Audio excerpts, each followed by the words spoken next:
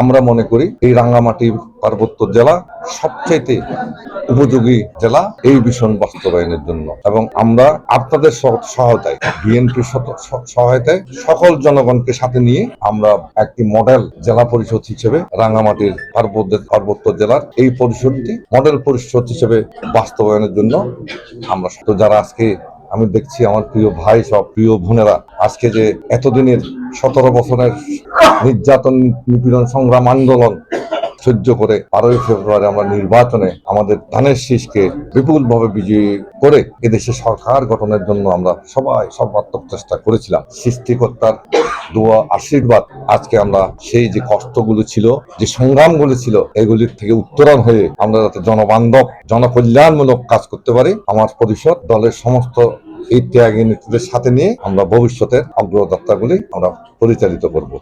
তো সবাইকে ধন্যবাদ।